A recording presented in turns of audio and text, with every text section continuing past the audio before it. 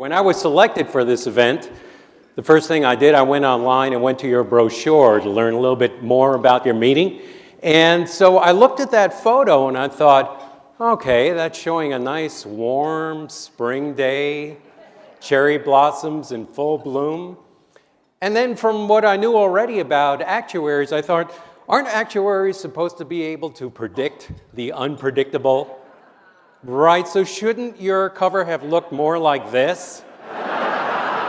Just saying, you know, might have been a safer bet there and a reminder to bring your warm clothes. You have to deal with the federal government and with government agencies, including the IRS, Department of Labor, the NSA. You probably didn't know about the last one. But that means you have to deal with government forms and instructions. And wow, I have a lot of respect for you on that. What a challenge. I found this one for Form 5500 Schedule C, the instructions. And then they started out with facts, frequently asked questions. Evidently, that didn't really suffice. So they updated that with the CACs, which was the constantly asked questions. That still didn't suffice. A lot of confusion. They revised the instructions once more. And they also came out with the EGADs, which is explaining government-administered disorientation. Feature humor at your conference. Your audience will love it, and it will refresh them for the rest of your meeting agenda. Now here's how I ensure the humor is always appropriate and funny for savvy business audiences. I create customized presentations. I research your company, profession, conference topics, and then remain in contact as I develop smart satire that provides true comic relief. And I can add topics such as cybersecurity, big data, or the benefits of sustainability. We are actually getting addicted to checking our messages every few minutes. You know right now, at this moment, a lot of you out there, you can feel your hand twitching, can't you? It's sort of like, maybe I can just quick get a glance. He won't know. No, I got to just quick. You can't help it. I'm with you on it. You can't help it. They found this out in science.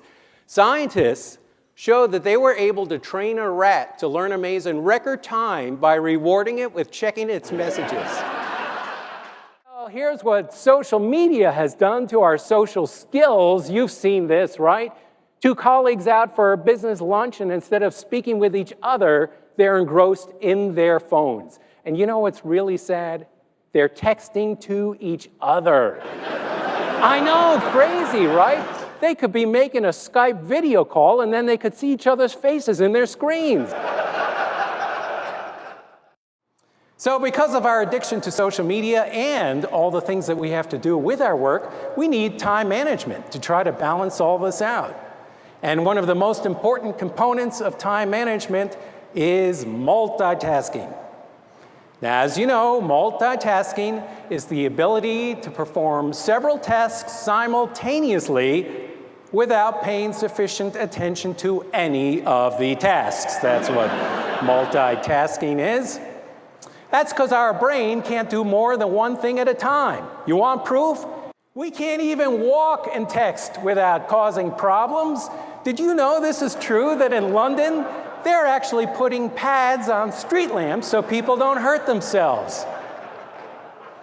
You know what we should do instead? If you want to text and walk, you should have to wear a padded suit. Do you know about this new app now? This is very exciting. You speak the message into your phone, it transcribes it into a text message, sends it to the recipient's phone, and a voice synthesizer speaks the message. Isn't that incredible? Do you know that's almost like making a phone call?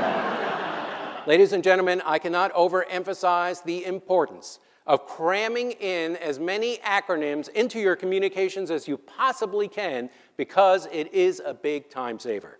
Let me show you. For example, you might get an email that says something like this: FYI, CFO needs Ariza, USEB, SCP, PBCG, CAA, OPED, ADEP. You actually understand this, don't you? Oh. Well, I don't have to go further into that. It seems you already know your acronyms.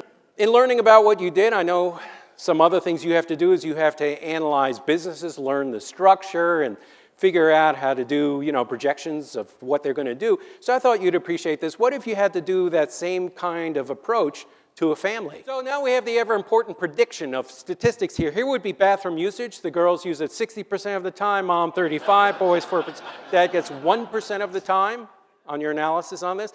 But here's what's really interesting. Watch how the numbers stay the same, but it flips when you look at TV remote usage. Look at that. Boys 60%, dad 35%, girls 4%, mom 1%. Here's another interesting one. If you were projecting the time it would take to notice dirt on a carpet, mom would be 0.005 thousandths of a second, the girls would be 1 minute, the boys would be about 5 minutes, dad off the chart. I've been lampooning business and technology for over 15 years exclusively at conferences for leading companies and associations. I'd be delighted to help make your event a great success.